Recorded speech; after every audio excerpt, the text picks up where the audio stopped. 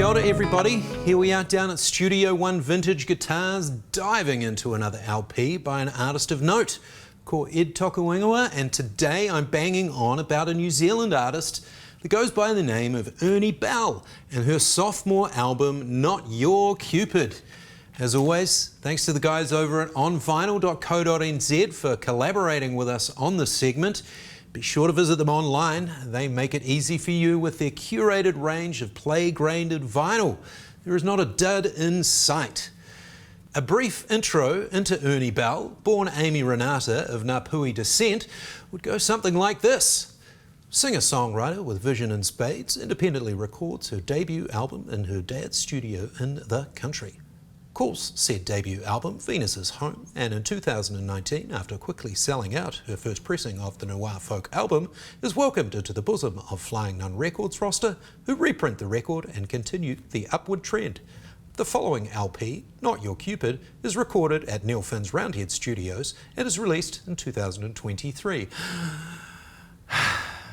Not Your Cupid is a cache of gloriously penned tunes rendered with largely analogue instrumentation. Simple yet alluring lyrics, and to my ears it pays homage to a handful of aural touchstones, ranging from 60s girl groups, Motown, Eastern melodies and South Pacific charm. It also features not one but two of Aotearoa's most sought after guitar players in Tia Kelly and Dave Kahn. The beautiful cover image is both feminine and strong. The composition and its geometry are striking, whether you're looking at the 12-inch LP cover or a thumbnail on iTunes.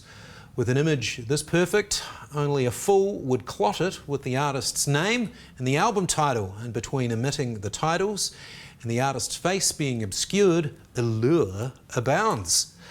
As I drop the needle, yearning strings slide in to break the silence, and I'm returned to an image of the artist creaking her bowstring taut, readying the listener for flight.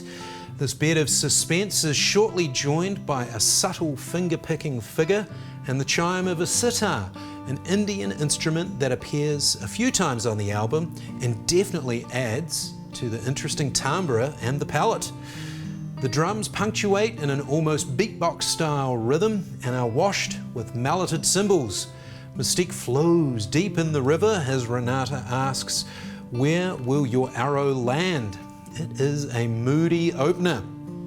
Now the second song, Unchained, is a breezier pop song in the key of A. Renata's vocals sit front and center. Acoustic guitar chords accompany throughout the first verse with a touch of the Pacific upstrum. The rhythm section is extremely laid back here with palm-muted bass and maraca work that feels like the wind is lightly pushing you in a hammock. This is the first place that we will hear what I will refer to as the Kid Pack, a roomy-sounding gang vocal that provides callbacks of pertinent lyrics. Upon further listening, it would appear that this isn't a pack of kids leaning on the handlebars of their BMX bikes, but I still like to imagine that it is. As the sun starts setting on the song, we watch from the shore as a juicy pedal steel guitar melody waves us goodbye. This is Pacific pop goodness at its finest. Be sure to listen out for the Dirty Dancing reference too. Pit Stop is the best example of the 60s girl group Motown inspo. Pedaling bass guitar on 1 and 5, cute top line, percussive reverb-laden guitar stabs. Heck, you even get the Motown staple 6-string fill roll as the drums enter. It's during the first minute of the song that you hear the heartache personified in the line, "Love's like a teardrop worn on my favorite cuff." Oh, Amy, stop it. It's crazy good. The Kid Pack return for a verse before we plunge into the chorus with the help of the pedal steel. Who is that on? Is that Dave Kahn? Is that you, Dave Kahn?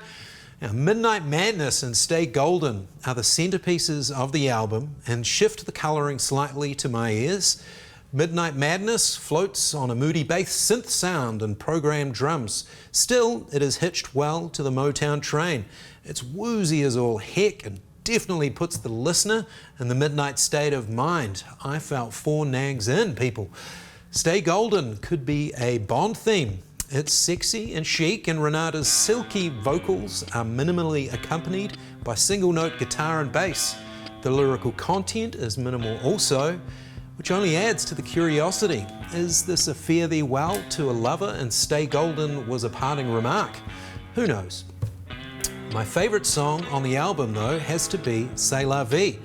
I'm a sucker for the major to major 7 chord change, and from what I can hear, there sounds like some great dual acoustic guitar work at play.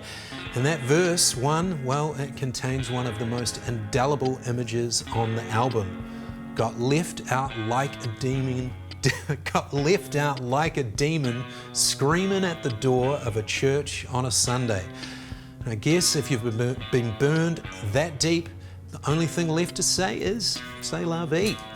Spent all my pennies on the ride, another lyric from the same song, is the sound of someone that is invested emotionally and has nothing left to give. And that chorus, man, it's pure pity. The Kid Pack returns on this song, again illuminating pertinent words and lines. And for me, it has the feeling of resolve after a broken heart, the first steps of healing perhaps. Whatever the case, Amy Renata can hold her head high knowing that she has penned a churning ballad of the highest order, and it should be remembered hereafter as a Kiwi classic. Clocking in at just over half an hour, this is an album that you will flip over and over again on your turntable for repeat listens. If you seek it out, enjoy it, do track down the debut Erny Belle release, Venus is Home, and if you're anything like me, you'll be an avid fan and be waiting with bated ears for the next one. Hi da everybody.